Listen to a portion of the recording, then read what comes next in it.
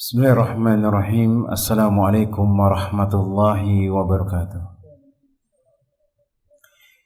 Innal hamdalillah nahmaduhu wa nasta'inuhu wa nastaghfiruh. Wa na'udzu billahi min sururi anfusina wa min sayyiati a'malina. Man yahdihillahu fala mudilla lahu wa may yudlil fala hadiyalah. Wa asyhadu an la ilaha illallah wahdahu la syarika lah. Lahul mulku wa lahul hamdu wa huwa ala kulli syai'in qadir. Wa asyhadu anna Muhammadan abduhu wa rasuluhu wa habibuhu wa khaliluhu salawatu rabbi wa salamuhu alaihi wa ala alihi wa ashabihi wa man ihtada bihudahu ila yaumiddin yauma la yanfa'u malun wala banun illa man atallaha biqalbin salim. Ma'asyiral muslimin wal muslimat jemaah yang semoga dirahmati oleh Allah Jalla Jalaluhu. Kita terus bersyukur kepada Allah Tabaraka wa Ta'ala atas limpahan berkah yang diberikan oleh Allah Jalla Jalaluhu jemaah. Allah memberikan nikmatnya sehingga kita bisa mencari nafkah untuk keluarga kita. Allah Tabaraka wa Ta'ala memberikan kita nikmatnya sehingga kita seorang suami bisa menjadi kepala rumah tangga idaman. Dan kita diberikan oleh Allah Rabbul Alamin nikmat yang begitu banyak jemaah, sehingga kita wahai kaum muslimat menjadi istri-istri yang senantiasa taat kepada suami-suami kita. Maka bersyukur kepada Allah Tabaraka wa Ta'ala atas limpahan berkah yang diberikan oleh Allah Rabbul Alamin adalah beribadah kepada Allah Jalla Jalaluhu. Itu adalah beribadah.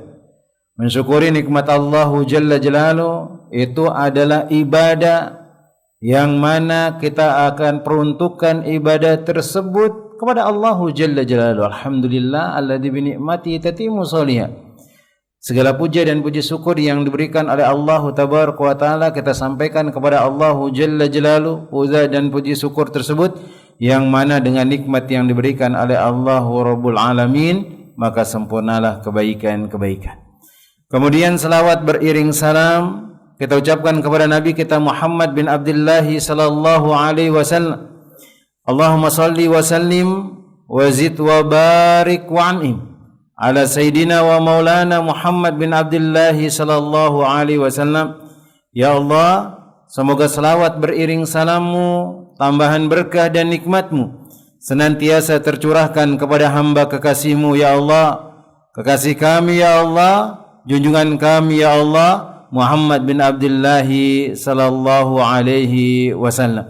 Jemaah yang semoga dirahmati oleh Allah Tabaraka wa Ta'ala. Alhamdulillah pada kesempatan sore hari yang berbarokah ini jemaah kita duduk melanjutkan pelajaran dan kajian kita membahas di antara kesalahan yang terjadi dalam rumah tangga, baik kesalahan dari pihak suami ataupun kesalahan dari pihak istri yang dituliskan oleh Syekh Muhammad bin Ibrahim Al-Hamad hafizahullahu ta'ala dalam kitabnya Min Akhta'il Azwaj wa Min Akhta'il Zawjiyat, di antara kesalahan-kesalahan suami istri, atau di sini diterjemahkan rapor merah suami istri atau sikap dan tindakan suami istri yang hendaknya dibenahi dan diluruskan demi mendapatkan kebahagiaan rumah tangga dan diridai oleh Allah Rabbul Alamin. Maka di sini beliau mengatakan di antara kesalahan-kesalahan suami yang terjadi dalam rumah tangga yang berikutnya adalah memiliki maksud yang buruk ketika dia berpoligami. Maka jemaah yang semoga dirahmati oleh Allah Tabaraka wa Ta'ala, tidak ada perdebatan tentang syariat tentang ta'adud ini jemaah. Tidak ada perbedaan dalam agama Islam. Tidak ada perbedaan di kalangan para ulama tentang disyariatkannya ta'adud, dan tidak diragukan lagi bahwasanya berpoligami itu memiliki hikmah yang sangat besar. Bahkan faedah yang begitu banyak jemaah. Walaupun seandainya kita tidak mengetahui hikmah tersebut,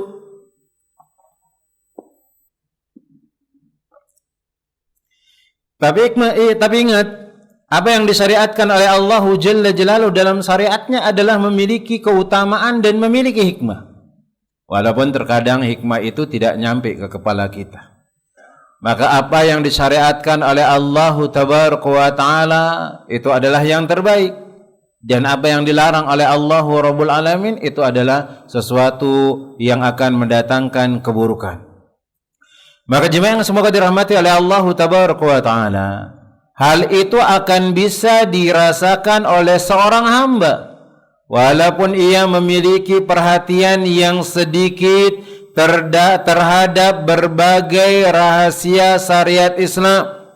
Tetapi di sana ada saja orang yang tidak mengerti tentang poligami, sehingga dia dengan merasa dirinya tidak berdosa melakukan poligami tersebut dengan tujuan bukan yang diajarkan oleh Rasulullah SAW, bukan tujuan yang mendasari syariat Allah Tabaraka wa Ta'ala. Dia tidak paham dengan hal tersebut dan tidak terlintas di benaknya untuk melihat berbagai dampak buruk dari meninggalkan amalan tersebut. Nah, di sini bahwasanya kadang ada orang memanfaatkan syariat poligami ini untuk melakukan keburukan jemaah. Ada orang-orang yang melakukan hal tersebut. Maka berhati-hati dengan hal tersebut jemaah. Karena syariat yang diajarkan oleh Allah Jalla Jalaluhu dan Rasulnya itu adalah ada kebaikan di sana, bukan untuk mendatangkan keburukan. Dan ingat di sana ada hikmah, ada dampak buruk juga ketika kita meninggalkan sunnah Nabi SAW ini. Ini adalah syariat Allah Jalla Jalaluhu. Ketika kita menolaknya, ketika kita bahkan mengatakan syariat poligami itu akan mencampakkan kaum wanita, akan menghinakan kaum wanita, la jemaah, ada hikmah yang disimpankan oleh Allah Tabaraka wa Ta'ala tentang hal tersebut. Kemudian di antara manusia ada yang berpoligami dengan tujuan untuk bersaing. Lihat temannya punya istri 2, dia semangat ingin poligami. Ada yang seperti itu. Dan kadang juga dia melakukan hal tersebut bersaing dalam kesombongan dan membanggakan diri. Karena biasanya manusia itu kalau dia ditanya, istrimu berapa? Oh, istriku 2. Masya Allah. Akhirnya dia merasa bangga, membusungkan dirinya. Dia tidak tahu bahwasanya ada sesuatu yang mengancam dia dalam poligami tersebut. Ketika dia tidak menegakkan poligami sesuai dengan yang disyariatkan oleh Allah Tabaraka wa Ta'ala dan Rasulnya. Dan bahkan serta menjadikan poligami itu jemaah sebagai arena perlombaan. Sehingga ia pun segera berpoligami karena teman-temannya menuduh dirinya sebagai orang yang tidak memiliki nyali. Ini biasanya kalau lagi bapak-bapak kumpul itu jemaah, mulai sudah untuk membicarakan poligami, saling ejek jemaah. Ini ayo, yang sudah belajar lama tidak mau berani poligami, mana nyalinya, enggak ada nyalinya. Akhirnya dia melakukan hal tersebut, rumah tangganya menjadi kacau jemaah. Padahal dia tidak mampu untuk berpoligami.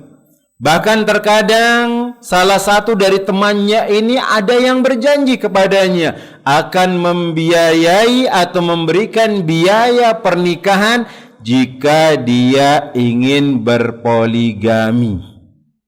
Maka semua itu didasari dengan dorongan untuk berlomba-lomba tanpa ada dorongan lain untuk melakukan poligami tersebut, bukan untuk syariat, bukan untuk menjaga dirinya dari perbuatan-perbuatan yang diharamkan oleh Allah atau yang lainnya dari sebab-sebab yang nanti akan disebutkan oleh para ulama dan disebutkan oleh Syekh Muhammad bin Ibrahim Al-Hamad di sini di antara sebab faktor terjadinya poligami. Dia enggak paham dengan hal tersebut. Cuma ingin berlomba-lomba banyak-banyakan istri, ingin berlomba-lomba supaya dia dikatakan hebat dan yang lainnya. Akhirnya apa yang terjadi? Tidak ada keharmonisan dalam rumah tangga. Bahkan istri yang pertama dengan istri keduanya pun memiliki masalah. Bahkan dia juga merasa atau terbebani dengan hal tersebut, dan dia tidak adil dengan istrinya yang pertama, dia menyayangi istrinya yang kedua, atau istrinya kedua disayangin, istri pertamanya itu dibuang misalnya, atau istri pertama yang disayangi, istri kedua yang disingkirkan, dan seterusnya, tanpa ada yang lainnya. Maka demikian pula di antara mereka ada yang berpoligami dengan tujuan untuk menyusahkan istrinya yang pertama, jemaah, dan hendak memberikan istrinya yang pertama itu pelajaran. Dia lihat istrinya ini bermalas-malasan di rumah, tidak menghargai dia, akhirnya dia merasa ini dendam kesuma. Saya akan buat kapok dia, saya akan buat jerah dia. Akhirnya dia pun nikah dengan laki-laki dan wanita yang lainnya, supaya istri pertamanya ini menjadi sakit hati, kemudian untuk memberikan dia pelajaran. Jika istri pertamanya telah sadar, maka dia ingin menceraikan istri kedua. Dan ini adalah memang sesuatu yang diharamkan oleh Allah Tabaraka wa Ta'ala. Tidak boleh. Tidak boleh dijadikan poligami itu adalah main-mainan untuk memberikan pelajaran ke istri pertama, tapi nanti kalau sudah kapok istri pertamanya, oh istri kedua akan diceraikan. Enggak boleh. Padahal ia tidak melakukan sebab-sebab yang membuat suaminya harus menceraikan dirinya, dan masih banyak tujuan-tujuan pendek serta yang merusak hal tersebut, jemaah. Bahkan mengakibatkan seorang istri hidup dalam kesempitan dikarenakan sang suami berbuat zalim dan bertingkah laku buruk. Maka oleh karena itu, jemaah yang semoga dirahmati oleh Allah Tabaraka wa Ta'ala, sudah seharusnya bagi seseorang yang hendak berpoligami agar peka dengan hikmah-hikmah poligami. Dia harus pelajari apa sih tujuan poligami tersebut. Dia harus mencermati keadaan dirinya dan kebutuhannya. Apakah dengan berpoligami ini dia butuh dengan hal tersebut, atau mungkin ada kebutuhan dengan hal tersebut? Dan dia apakah memiliki kemampuan? Jangan hanya sekedar modal semangat, jemaah. Karena berkeluarga itu juga butuh modal dunia, bukan hanya sekedar modal syariat. Dan orang ketika memberikan dunia kepada istrinya yang pertama, dia harus adil dengan istrinya yang kedua. Satu istrinya ini diberikan baju misalnya seharga 1 juta, maka istri kedua juga harus 1 juta harganya. Satunya diberikan rumah, satunya juga harus diberikan rumah. Satunya diberikan mobil, satunya juga harus diberikan mobil. Dan poligami itu tidak semudah yang sering kita dengar-dengarkan dari orang-orang lain. Lah, jemaah, tanggung jawab itu sangat besar di sana, jemaah. Maka seseorang yang hendak berpoligami, dia harus tahu hikmah-hikmah poligami itu apa. Kemudian dia harus mencermati keadaan dirinya ini memang butuh enggak dengan poligami tersebut, dan kebutuhannya apa sih yang dia akan lakukan dengan hal tersebut, jemaah. Serta mampu enggak dia untuk melakukan poligami, bukan hanya sekedar disuruh taruhan dengan sahabatnya, bukan hanya sekedar berbangga-bangga punya istri banyak itu hebat. Lah, jemaah, itu adalah ibadah yang mana seorang laki-laki itu harus bertanggung jawab, dan bahkan dia harus bawa keluarganya bisa masuk ke dalam surga Allah Tabaraka wa Ta'ala, bukan malah menjatuhkan mereka dalam kubangan api neraka, jemaah. Maka disebutkan oleh Syekh Muhammad bin Ibrahim Al-Hamad di sini, poligami meski secara asal disyariatkan, namun ia memiliki beberapa sebab pendorong. Di antaranya, secara asal syariat Islam membolehkan poligami, maka silakan engkau berpoligami. Tapi di sana ada sebab-sebab yang mendorong dia untuk melakukan poligami, dan ini pun dia bisa melakukan hal tersebut karena dia memiliki kemampuan. Dia memiliki kemampuan, dia mampu dengan hal tersebut, bukan coba-coba dan yang lainnya. Maka di antara beberapa sebab yang terkadang mendorong seorang laki-laki itu untuk melakukan poligami, yang pertama adalah perilaku sang istri yang buruk kepadanya. Ya, hati-hati kaum muslimah.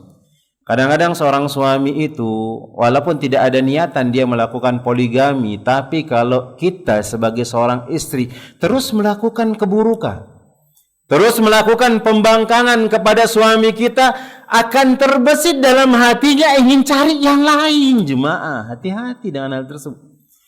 Maka pikiran seperti itu kita harus hapus dari suami kita. Bagaimana cara kita? Kita seorang istri itu harus memiliki perlakuan yang baik kepada suami kita. Maka terkadang ada seorang istri yang menampakkan perilaku buruk kepada sang suami sehingga membuatnya berpoligami daripada harus menceraikannya. Walaupun suami kita itu sayang sama kita jemaah, bukan berarti kita semena-mena dengan suami kita. Mungkin suami kita tidak mau untuk menceraikan kita, iya. Tapi yang ditakutkan dia diam-diam berpoligami, kemudian nanti rumah tangga akan jadi berantakan dan yang lainnya. Maka ini pendorong yang pertama yang membuat seorang laki-laki melakukan poligami. Maka dicatat kaum muslimah. Kemudian dia di antara pendorong yang lainnya, yang hukum asalnya disyariatkan dia berpoligami, kemudian dia memiliki sebab-sebab pendorong yang berikutnya adalah rasa senang memiliki keturunan. Ingat, sebab-sebab ini adalah sebab-sebab yang dibolehkan jemaah. Sebab-sebab yang dibolehkan. Karena seorang laki-laki itu ketika dia hendak melakukan poligami itu enggak perlu ada izin dari istrinya, jemaah, enggak ada. Enggak ada yang menyebutkan poligami sah kalau ada izin istri. Enggak ada jemaah. Dalam syariat Islam enggak ada. Dalam syariat Islam enggak ada dengan hal tersebut. Maka berhati-hati kita jemaah, jangan sampai kita melakukan perbuatan buruk kepada suami kita. Kemudian rasa senang memiliki keturunan yang kedua. Terkadang ada seorang istri yang tidak mampu untuk melahirkan anak dan suaminya ini senang memiliki anak yang banyak. Ada seperti itu jemaah. Kita dapati di masyarakat kita, dia memiliki keturunan yang banyak, akhirnya istrinya tidak sanggup mampu untuk melahirkan banyak anak, ya maka silahkan dirembukin berdua bagaimana solusinya, daripada nanti suaminya berzina dengan perempuan yang lain atau dia nikah secara diam-diam, maka silahkan berdiskusi, kemudian izinkan kalau memang dibutuhkan dan yang lainnya. Kemudian yang berikutnya, baik karena sakit ataupun mandul, sehingga membuat suami terpaksa melakukan poligami karena perasaan senang memiliki anak keturunan. Dan ini di antara anjuran Nabi sallallahu alaihi wasallam jemaah. Yang mana Nabi sallallahu alaihi wasallam mengatakan tazawwajul wadudul walud. Maka nikahilah perempuan yang kasih sayang lagi banyak anaknya. Maka di sini ibu-ibu itu jangan batasin anaknya cuma 2 jemaah. Biarkan anak kita itu banyak. Semakin banyak anak kita, semakin banyak yang mendoakan kita kebaikan. Semakin banyak anak kita, semakin banyak yang akan berbuat bakti kepada kita. Siapa yang menjamin kita memiliki 1 anak, dia akan bakti kepada kita? Siapa yang menjamin bahwasanya anak tersebut bisa memiliki umur panjang sebelum kita mati jemaah? Dia bisa merawat kita? Belum tentu dengan hal tersebut. Ada orang memiliki anak, anaknya mati dulu. Anaknya mati dulu, enggak ada yang rawat dia ketika dia sudah tua dan yang lain. Kemudian terkadang pula poligami merupakan kemaslahatan bagi si istri, sehingga sang suami dikaruniakan anak dan ia masih tetap tinggal bersama istri yang pertama. Bahkan terkadang ia sembuh setelah itu sehingga ia pun dikarunia anak. Oleh karena itu poligami memiliki maslahat yang bisa dirasakan oleh seorang istri karena suami masih tinggal bersamanya. Ini dia disebutkan. Kemudian yang berikutnya, di antara sebab yang mendorong seorang melakukan poligami adalah dorongan untuk menjaga kesuciannya jemaah. Terkadang ada seorang suami mendapati istrinya tidak mampu lagi mencukupi kebutuhannya tersebut jemaah. Tidak mampu lagi mencukupi kebutuhannya tersebut, sehingga membuatnya terpaksa menikah lagi daripada dia jatuh ke dalam perbuatan zina. Dan ini untuk menjaga kesucian dirinya jemaah. Ini untuk menjaga kesucian dirinya. Ingat, poligami itu bukan untuk merendahkan wanita lah jemaah. Bukan untuk menghinakan wanita lah jemaah. Tapi ada syariat-syariat dan hikmah-hikmah yang disembunyikan oleh Allah Tabaraka wa Ta'ala dengan hal tersebut. Kemudian yang berikutnya, yang keempat, di antara sebab mendorong seorang laki-laki itu berpoligami adalah meraih pahala, yakni dengan tujuan untuk melindungi, menjaga kesucian, mencukupi nafkah dan menjaganya dari tangan-tangan nakal misalnya yang hendak menjamahnya, maka dia dihalalkan. Seperti itu jemaah. Kemudian sang istri yang mengalami sakit-sakitan, maka terkadang seorang istri ditimpa oleh penyakit yang sulit disembuhkan, seperti penyakit lumpuh misalnya atau yang lainnya. Padahal sang suami sangat membutuhkan seseorang yang dapat memperhatikannya. Oleh karena itu, daripada dia harus menceraikan istrinya yang pertama, maka akan lebih baik jika ia bisa menikah dengan wanita lain untuk dijadikan istri yang kedua. Kemudian yang berikutnya, munculnya perasaan tidak senang seorang suami kepada istrinya. Terkadang di dalam hati seorang suami ini jemaah mengalami perasaan semacam ini jemaah. Namun ia tidak mentalak istrinya karena dia ingin menjaga istrinya tersebut, menjaga rasa malunya dan memelihara anak-anaknya. Lalu ia pun menikah dengan istri kedua dan membiarkan istri pertama tetap tinggal bersamanya. Maka inilah di antara sebab-sebab yang mendasari seorang suami untuk melakukan poligami. Adapun jika sama sekali tidak ada sebab yang mendorong seorang untuk melakukan poligami, atau poligami itu dibangun di atas tujuan-tujuan tertentu yang tidak sepantasnya, maka yang lebih utama bagi seorang muslim tidak berpoligami. Apalagi nanti ada kewajiban-kewajiban yang terlalaikan dari sana. Dia tidak memperhatikan anaknya. Kadang-kadang ada orang yang menikah menikah 2 kali. Itu anak dari istri pertamanya itu nggak dipedulikan fokus sama istri yang keduanya. Kadang istri pertamanya juga ditinggalkan. Kadang juga jarang-jarang diberikan nafkah. Dan bagian-bagian malamnya juga kadang nggak rata.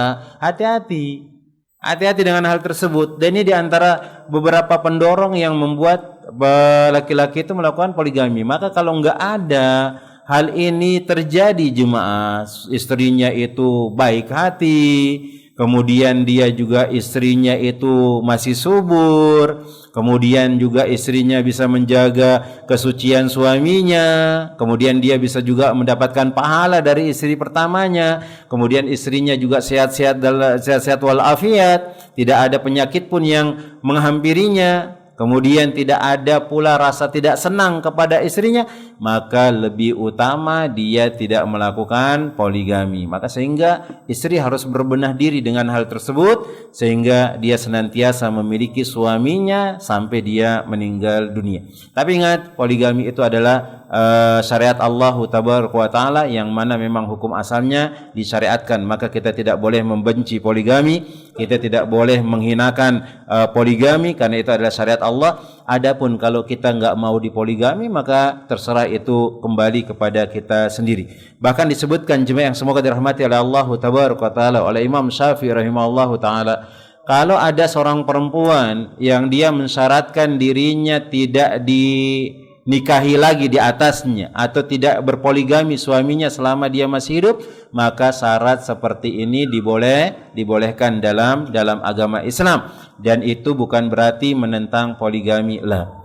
Kemudian yang berikutnya jemaah yang semoga dirahmati oleh Allah Jalla Jalaluhu, di antara kesalahan yang dilakukan oleh seorang suami, tidak berbuat adil di antara para istri yang dia miliki. Ini dia. Kadang ada orang yang nekat melakukan poligami tetapi dia tidak melakukan keadilan dalam istri-istrinya. Dia hanya sekedar melampiaskan hawa nafsunya saja. Dia hanya sekedar berbangga-bangga. Dia hanya sekedar berlomba-lomba di mata orang supaya dia disanjung dan yang lainnya. Maka orang-orang yang seperti ini, orang-orang yang melakukan, atau ada orang-orang yang memang butuh untuk berpoligami lalu ia pun menikah lagi untuk kedua, ketiga dan keempat kalinya, maka poligami perkara yang disyariatkan. Dan di dalam Islam sebagaimana telah disebutkan, serta memiliki berbagai hikmah yang bermacam-macam dan faedah yang begitu banyak. Akan tetapi yang menjadi musibah jemaah dan biang kerusakan adalah apabila seorang suami itu berbuat zalim, tidak berbuat adil kepada istrinya, dan tidak menunaikan segala sesuatu yang telah menjadi kewajiban Allah kepadanya. Ini yang tidak benar. Dan kadang mereka-mereka ini yang membuat syariat-syariat Islam itu dihinakan oleh orang lain. Maka seorang suami adalah pemimpin dalam rumah tangga jemaah. Dia di tengah-tengah istrinya. Kelak dia akan diminta pertanggungjawabannya dari kepemimpinan yang dijalankan dan mengurus kepemimpinannya jemaah. Keadilannya dalam memimpin para istri adalah batas yang memisahkan antara kecerdasan dan kekuatan agamanya serta kebodohan dan penyelewengannya jemaah. Jika seorang suami tidak bisa berbuat adil di antara para istrinya, maka berbagai persoalan pun akan timbul. Dan perselisihan pun tidak dapat dihindarkan. Dan di antara bentuk kezaliman yang terjadi pada istri dalam poligami sebagai berikut. Ini yang sering terjadi dalam rumah tangga ketika suami melakukan poligami. Yang pertama, seorang suami ini akan mudah memboikot salah satu istrinya hanya gara-gara yang sepele. Ini dia. Ini bahayanya. Pas sebelum nikah semangat-semangat, dia janji sama istrinya, nanti saya akan melakukan keadilan, saya akan menjaga keduanya. Setelah dia sudah menikah, dia bahkan mencari alas-alasan nih untuk istri pertamanya, misalnya istri keduanya, untuk menzalimi salah satu dari keduanya dan selanjutnya. Yaitu maksudnya seorang suami melakukan perbuatan ini tanpa memberi nasihat dan peringatan sebelumnya. Tiba-tiba terbawa emosi dan yang lain. Terkadang ketika dia memboikot salah satu istrinya, ia tidak merasa puas hanya mendidik dan memarahinya. Bahkan sang suami ingin menimpakan bahaya kepada istrinya tersebut. Kemudian jika ada salah satu istrinya yang lain yang melakukan kesalahan kecil, seperti yang dilakukan oleh istri yang telah ia boikot sebelumnya, maka ia pun menutup mata dan tidak melakukan perbuatan seperti yang telah dia lakukan kepada istri yang telah dia boikot. Nggak adil dia. Yang satu dia salah, istrinya diboikot atau dihukum dia. Kemudian yang satunya ketika melakukan kesalahan dia tidak mau untuk menghukum istrinya. Sehingga sang istri pun bisa melihat bahwa suaminya telah bersikap keras kepada salah satu istri dan bersifat lembek kepada istri yang lainnya. Maka ini hukumnya adalah haram jemaah. Hati-hati. Seorang suami yang dia memiliki istri yang lebih daripada satu, dia harus melihat hal tersebut. Harus adil di antara kedua istrinya. Kemudian yang berikutnya, berat sebelah dalam memberi harta dan cinta. Di antara kezaliman yang terjadi pada poligami adalah seorang suami memberikan harta lebih kepada salah satu istrinya, dikasihkan yang lebih jemaah. Hati-hati engkau dengan hal tersebut. Itu adalah keharaman, itu adalah kezaliman yang engkau akan disiksa oleh Allah Tabaraka wa Ta'ala. Dan engkau telah melakukan perbuatan maksiat kepada Allah atas menamakan poligami jemaah. Dan lebih mencintai anak-anak yang dimiliki istri tersebut. Ini dia, kadang-kadang ada yang anaknya berasal dari istri kedua, itu disayangin terus. Dari istri pertama nggak mau diperhatikan dan yang lain. Dan kejadian hal tersebut jemaah. Apalagi kalau yang lebih parah lagi jemaah, atau mungkin yang lebih ringan lagi, kalau dua istri agak susah jemaah. Yang terjadi di masyarakat kita itu ada orang yang menikah kemudian cerai. Dari istri pertamanya ini ada anak yang dia dapatkan. Dan sering kita lihat di masyarakat, ketika laki-laki ini sudah menikah dengan wanita yang lain, dia nggak peduli dengan anak dari istri pertamanya yang dia udah ceraikan. Hati-hati engkau. Ada kewajiban yang masih kita tunaikan kepada anak tersebut. Ada kewajiban yang harus kita jaga mereka supaya mereka tidak dimasukkan ke dalam neraka. Itu adalah dari darah daging kita sendiri. Itu adalah anak kita sendiri yang harus kita jaga. Engkau di sini bukan seperti ayam yang dia adalah binatang. Manusia itu bukan seperti ayam, nyari pasangan, sudah bertelur, sudah memiliki anak, ditinggalin, nggak peduli. Lah, jemaah, kita itu lebih mulia dengan binatang jemaah. Kita itu diberikan akal oleh Allah Tabaraka wa Ta'ala. Maka hati-hati dengan hal tersebut. Engkau memberikan lebih harta kepada istrimu yang pertama dan lebih mencintai anak-anak yang dimiliki oleh istri pertama misalnya, serta mengabaikan istri yang berikutnya dan yang lainnya. Engkau tidak memberikan atau serta mengabaikan istri yang lainnya tanpa memberikan istri tersebut sebagaimana yang telah ia berikan kepada istrinya yang lain. Dan berbuat kasar kepada anak-anak yang dimiliki oleh istri tersebut, enggak adil jemaah. Tapi kalau masalah cinta jelas. Terkadang memang cinta itu susah untuk dibagi rata jemaah. Tapi perhatian bisa dibagi rata. Bahkan disebutkan Nabi sallallahu alaihi wasallam, disebutkan oleh Allah Jalla Jalaluhu, enggak akan pernah bisa kita adil dalam rasa kecintaan. Karena Aisyah radhiyallahu taala anha adalah istri yang paling dicintai oleh Nabi sallallahu alaihi wasallam. Itu masalah cinta. Tapi kalau masalah harta, masalah dunia, itu harus adil semua. Kemudian yang berikutnya adalah tidak adil dalam bermalam di istrinya. Kadang-kadang di istri pertama, mungkin karena istri pertamanya sudah tua, dia baru nikah dengan istri yang kedua, kebanyakan dia di istri kedua. Walaupun siang hari dia di sana. Lah jemaah, engkau kalau di istri pertama 1 hari full, di istri kedua juga 1 hari full. Engkau di istri kedua 2 hari, maka di istri pertama juga 2 hari. Tidak boleh kita berat sebelah, istri pertama cuma 1 hari, istri kedua cuma 2 hari. Enggak imbang. Maka hati-hati dengan hal tersebut. Maka terkadang ada seorang suami yang bermalam di tempat sebagian istrinya lebih banyak daripada ia bermalam di istrinya yang lain. Demikian pula terkadang dia tinggal lama di tempat salah satu istrinya dan tidak datang kepada istrinya yang lain kecuali hanya sesekali saja. Ini hati-hati. Ada orang-orang yang dia menikah, udah diridai sama istrinya. Biasanya dia punya istri di Balikpapan 1. Kemudian dia punya istri di Bontang 1. Nah ini yang ke Bontang, ini sekali seminggu dia datang. Cuma hati-hati dengan hal tersebut. Berarti engkau enggak adil. Kenapa kau yang di Balikpapan engkau 1 minggu di sana, sedangkan engkau pergi ke Bontang engkau hanya sehari misalnya. Hati-hati dengan hal tersebut. Enggak adil berarti kita membagi malam. Kecuali kalau memang istri kedua itu dia ridho, cukup sekali seminggu saja dikunjungi, maka enggak jadi masalah. Tapi kalau kita yang maksa dia, jemaah, kemudian kita mencari alasan-alasan yang tidak dibenarkan, maka engkau akan dihinakan oleh Allah Jalla Jalaluhu. Harus adil dalam bermalam. Demikian pula disebutkan di sini, bahkan terkadang ia juga meninggalkan istrinya selama berbulan-bulan. Dan terkadang sampai bertahun-tahun dia, jemaah. Yang lebih menyakitkan, ada seorang suami yang menggantung hubungannya dengan sang istri. Gak pernah balik dia. Dia ada di istrinya yang kedua. Dia tidak mentalaknya, tidak bergaul dengan cara yang ma'ruf dan yang lainnya. Dibiarin ya terkatung-katung kayak seperti itu. Ada yang terjadi, jemaah, ada, Masya Allah.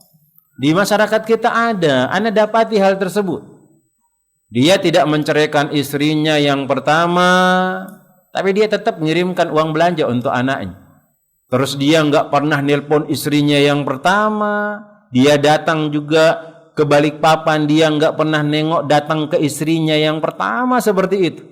Maka orang-orang seperti ini akan dihinakan oleh Allah Jalla Jalaluhu. Hati-hati engkau wahai kaum muslimin. Engkau yang menganggap bahwasanya poligami itu semudah yang engkau anggap di masyarakat sana, hati-hati. Karena poligami itu adalah ibadah kepada Allah dan kita harus lakukan dengan ikhlas sesuai yang diajarkan oleh Allah Tabaraka wa Ta'ala dan Rasulnya. Kemudian yang berikutnya, tidak adil dalam hal menemani safar. Ikut safar pun harus adil, jemaah. Ada kalanya seorang suami mengajak salah satu istrinya untuk menemani dalam safar yang dia lakukan, tanpa memberikan kesempatan bagi istrinya yang lain untuk menemaninya. Alasannya banyak, kan engkau banyak anaknya, enggak usah ikutlah, urusilah anak-anak kita, nanti biar yang kedua yang ikut. Seperti itu enggak adil, jemaah, hati-hati. Maka Rasulullah SAW kalau pergi safar, beliau mengundi istrinya siapa yang duluan berangkat. Yang pertama berangkat, besoknya siapa lagi, digilir, ayo 1 hari pergi safar, yang lainnya diajak safar, dan seterusnya. Maka tidak boleh berat sebelah dalam hal tersebut. Sama seperti datang belanja ke BC, misalnya dia punya istri 2, yang satunya dibawa ke BC terus, yang satunya dibawa ke pasar aja, dia nggak pernah dibawa. Hati-hati dengan hal tersebut. Engkau sudah ada di dalam hati engkau itu rasa tidak adil kepada istri-istri engkau, maka berhati-hatilah. Kemudian yang berikutnya, berlebihan dalam menampakkan perasaan bahagia jika dia telah berpoligami. Maka terkadang ketika seorang suami telah melakukan poligami, maka ia pun menampakkan perasaan bahagia yang sangat besar karena telah mendapatkan istri baru dia. Demikian pula terkadang dia meluapkan perasaan bahagia itu di depan istri pertamanya sehingga membuatnya menjadi marah, semakin menyulut rasa cemburu. Maka tindakan seorang suami seperti ini adalah sebuah kesalahan dan kebodohan, jemaah. Bahkan tindakan seperti itu mencerminkan seorang yang tidak memiliki rasa malu. Dia tidak mempunyai rasa malu. Seseorang yang dikatakan memiliki rasa malu apabila dia dapat bersifat pertengahan, baik ketika suka maupun duka. Dengan demikian sebuah kebahagiaan tidak akan membuat dirinya berlebihan sehingga terjatuh dalam perasaan bangga, jemaah. Dan sebuah kesusahan yang tidak membuat dirinya terpuruk sehingga jatuh dalam perasaan yang sedih. Maka lihat, ada seorang yang bijak dari bangsa Arab, ya, atau dari orang-orang Arab, maka dia mengatakan, aku tak terlalu bangga jika merasa menghampiriku dan tidak bersedih hati dikala ia pergi meninggalkan aku. Seperti itu, jemaah. Kemudian disebutkan pula, ini sebagian fenomena kezaliman yang dilakukan dalam rumah tangga, jemaah, dan ketidakadilan dalam dunia poligami. Maka tidak heran apabila banyak rumah tangga yang bercerai-berai dan berbagai masalah pun muncul. Karena itu wajib bagi seorang suami untuk berlaku adil di tengah istri-istrinya. Tatkala Allah membolehkan sang suami untuk memiliki istri lebih daripada satu, maka Allah pun mengharuskan bagi sang suami untuk berbuat adil. Maka apa kata Allah Jalla Jalaluhu dalam surat An-Nisa ayat yang ketiga? Fankihu ma taba lakum minan nisa'i masna wa sulasa wa ruba fa in khiftum alla ta'dilu fawahidatan aw ma malakat aymanukum. Maka nikahilah wanita-wanita yang lain yang kamu senangi, 2, 3 atau 4. Kemudian jika kamu takut tidak akan mendapatkan atau tidak dapat berlaku adil, maka nikahilah seorang saja dan atau budak-budak yang kamu miliki. Maka adapun berbuat adil itu sendiri ada banyak macamnya, jemaah, banyak macamnya sesuai dengan kemampuan seorang insan. Di antaranya sebagai berikut. Ini dia. Maka dia harus adil dalam membagi jatah malamnya. Dia harus adil, jemaah. Di dalam As-Sahihah Al-Bukhari dari Aisyah radhiyallahu taala anha, ia menyebutkan dahulu Rasulullah SAW sakit, yang pada akhirnya beliau meninggal dunia. Beliau pun bertanya, aina ana godan, aina ana godan. Nanya dia, jemaah. Nabi SAW ketika mau meninggal dunia, jemaah, itu nanya, besok malam ini di rumah siapa? Besok malam di rumah siapa?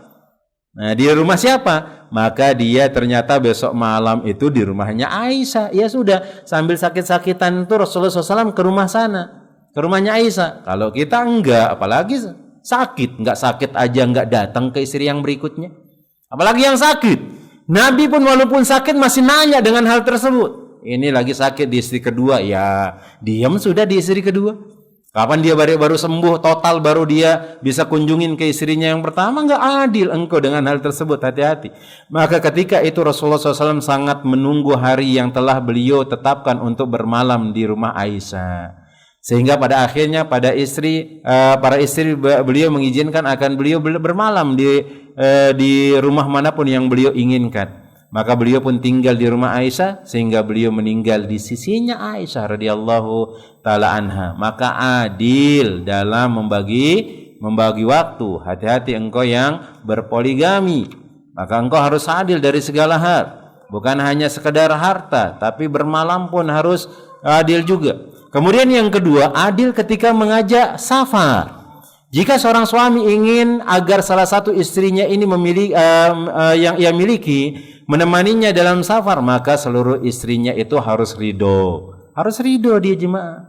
Karena memang bagiannya. Akan tetapi jika mereka tidak ridho, maka ia bisa mengundi di antar mereka yang akan menemaninya untuk safar. Ini dikumpulin istrinya dan mengatakan siapa yang mau ikut safar? Oh, saya. Istri yang lain mengatakan enggak, saya ingin pergi seperti itu. Akhirnya ribut misalnya.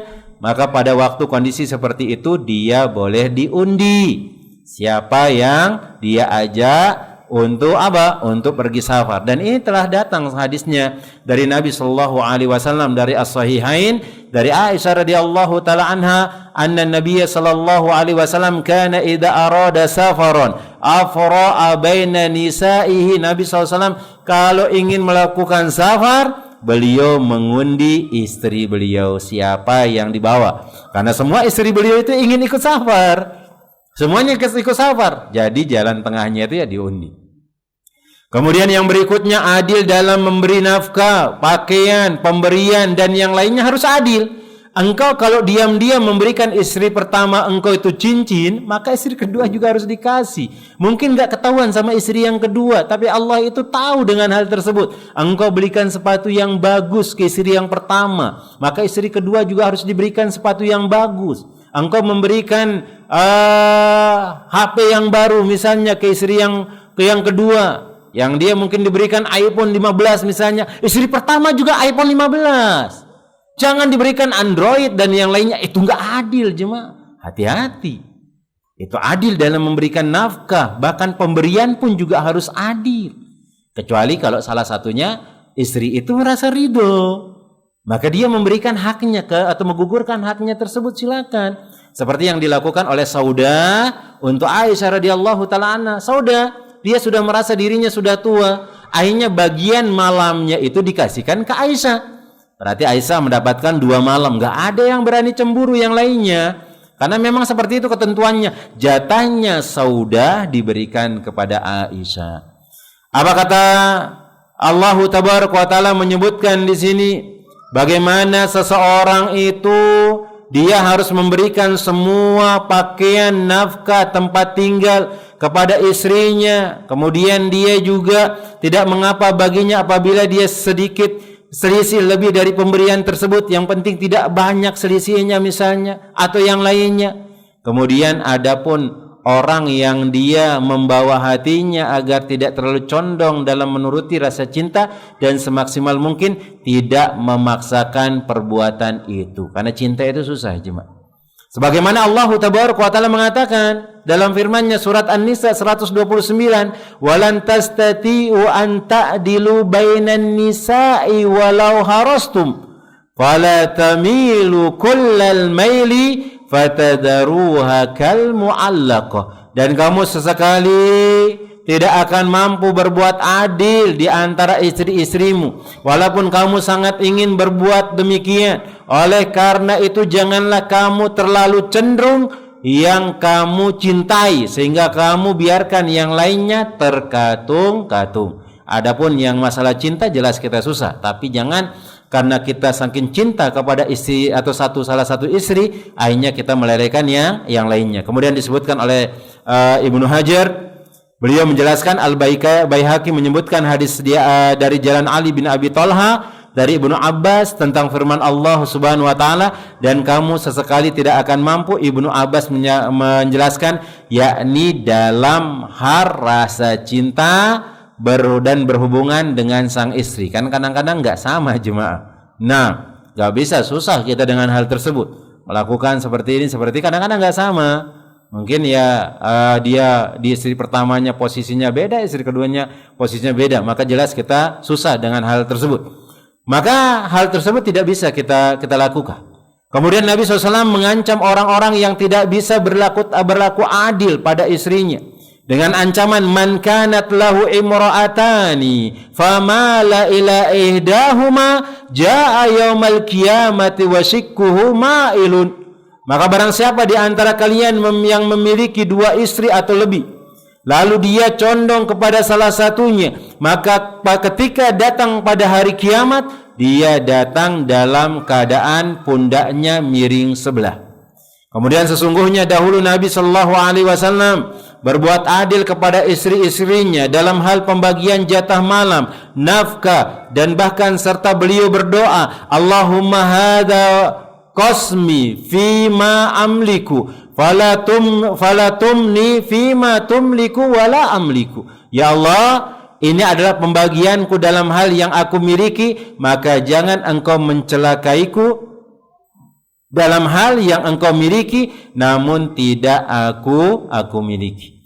Maka kesimpulannya jemaah yang semoga dirahmati oleh Allah Jalla Jalaluhu, poligami di dalam Islam dilakukan karena adanya kebutuhan tertentu. Jelas kebutuhan yang disyariatkan oleh Allah Tabaraka wa Ta'ala dan Rasulnya. Dan dengan poligami maka kerusakan pun dapat tertutupi. Oleh karena itu seorang hamba ingin melakukan poligami dan dia juga bertakwa kepada Allah Subhanahu wa Ta'ala dengan berbuat adil di antara para istrinya, maka kebutuhan masyarakat pun akan terpenuhi, rumah-rumah pun dipenuhi kebahagiaan dan jauh dari berbagai masalah atau persoalan. Maka yang menjadi masalah itu adalah ketika suami-suami melakukan poligami, ternyata dia tidak paham dengan apa yang diajarkan oleh Nabi Shallallahu Alaihi Wasallam, dia tidak paham dengan apa yang dilarang oleh Nabi SAW, yang penting dia berpoligami dan seterusnya. Maka orang-orang seperti ini adalah orang-orang yang dihinakan oleh Allah Tabaraka wa Ta'ala. Maka poligami hukum asalnya dalam syariat kita adalah dianjurkan dengan beberapa sebab yang kita sebutkan. Tetapi kalau bisa dipertahankan dan memiliki satu istri, kemudian dia tidak butuh dengan yang lainnya, maka itu pun lebih bagus disebutkan oleh Syekh Muhammad bin Ibrahim Al-Hamad hafizahullahu ta'ala. Mungkin ini yang dapat kita sampaikan pada kesempatan sore hari yang berbarokah ini jemaah, sedikit tentang permasalahan kesalahan yang dilakukan oleh seorang suami atau oleh laki-laki ketika dia sudah menikah, kemudian dia ingin melakukan poligami, ternyata dia ada niatan buruk, maka nggak boleh. Ini dia yang pertama. Kemudian kalau dia sudah berpoligami, maka yang terkadang terjadi itu tidak berlaku adil di antara para istri, dan adil ini harus diperhatikan. Ini adil bukan hanya memberikan malam saja, harta juga harus adil. Kemudian pemberian juga dia harus adil, memberikan hadiah juga adil, ngasihkan nafkah juga adil, pakaian juga adil, dan yang lainnya juga dia harus adil. Enggak boleh dia berat sebelah kepada istrinya yang pertama dengan istri yang kedua dan seterusnya. Allahu ta'ala alam bisawab. Ini yang dapat kita sampaikan. Mungkin sisanya ada pertanyaan, tafadhol.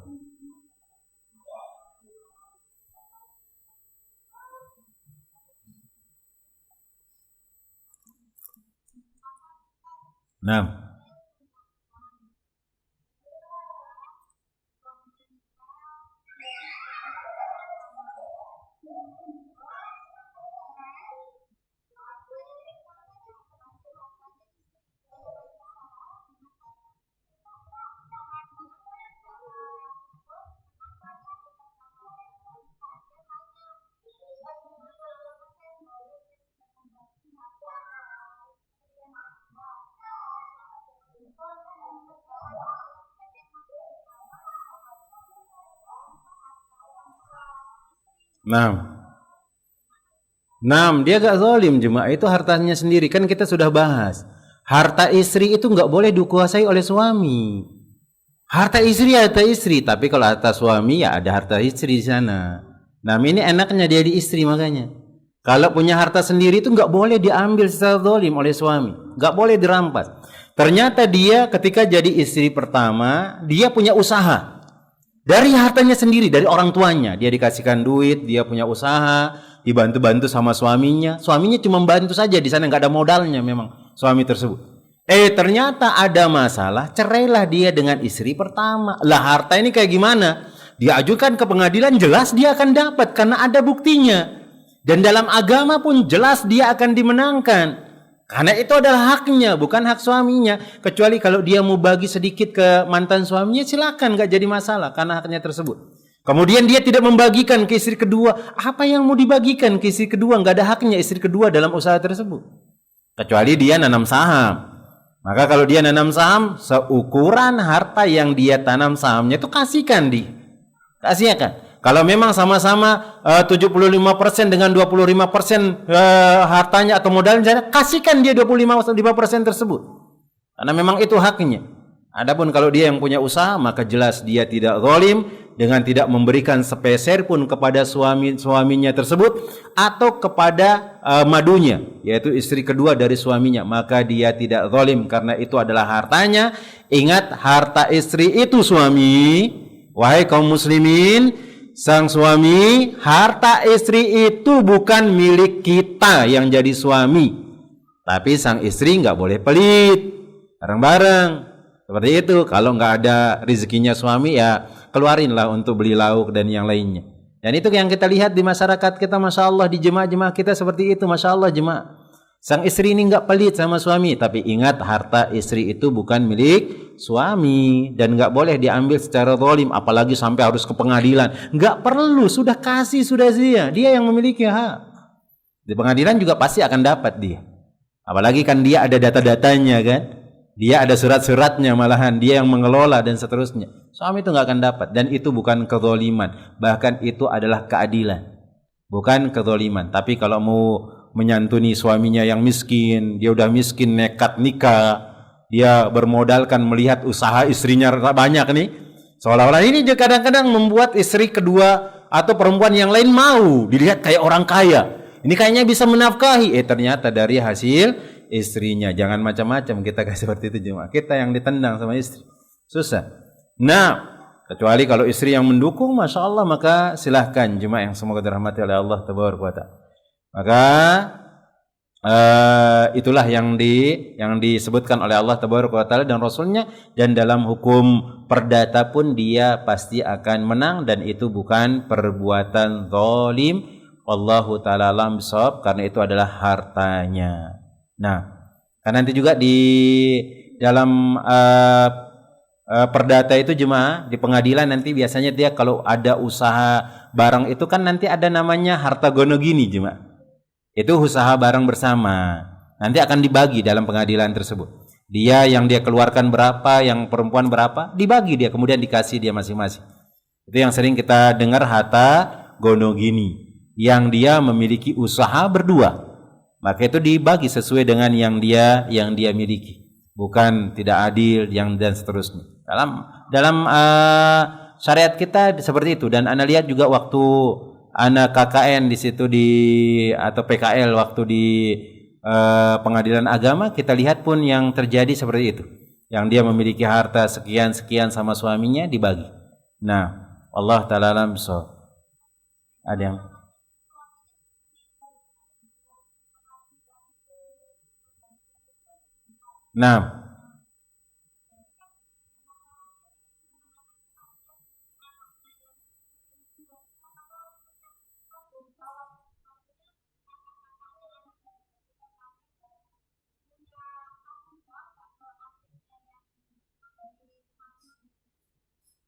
tanggung jawab ke istrinya yang kedua.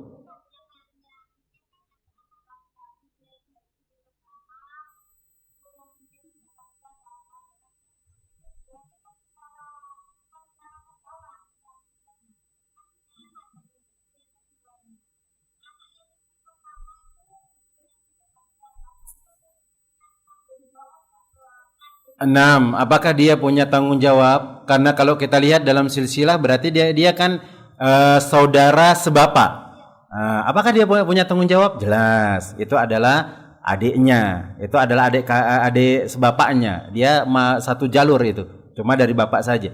Nah, apakah dia punya tanggung jawab? Jelas, dia harus jaga adiknya tersebut, dia harus didik, kemudian dia berikan sekemampuannya. Adapun yang istri pertama tadi itu nggak ada tanggung jawab dia kepada istri kedua dan anaknya, nggak ada, udah selesai. Karena memang istri pertama itu kan nggak ada hubungannya sama anak yang berikutnya kan, dari istri kedua nggak ada.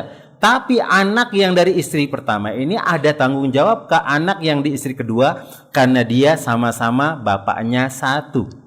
Tetap dia didik adiknya, kalau memang dia mampu maka dia jaga dan seterusnya. Seperti itu. Allah ta'ala alam bisawab. Bahkan kalau memang dia mau istri pertama ini membantu istri yang kedua, anak-anaknya yang lain, maka silakan.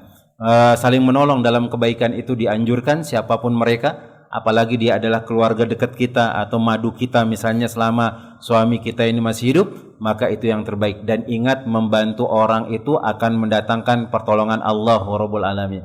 Rasulullah sallallahu alaihi wasallam mengatakan, wallahu fi aunil abdi makanal abdu fi auni akhihi. Allah akan senantiasa membantu seorang hamba selama dia membantu saudaranya. Nah, dia ada tanggung jawab karena dia masih ada hubungan rahim dari bapaknya dia.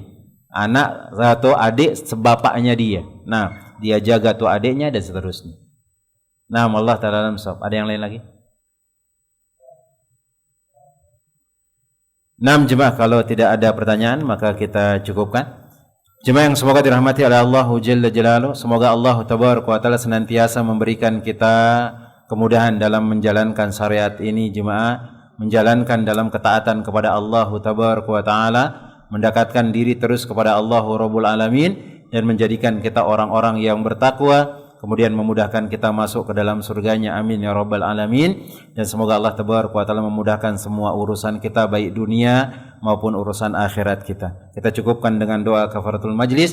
Subhanakallahumma wa bihamdika asyhadu an la ilaha illa anta astaghfiruka wa atubu ilaik. Summa assalamu alaikum warahmatullahi wabarakatuh.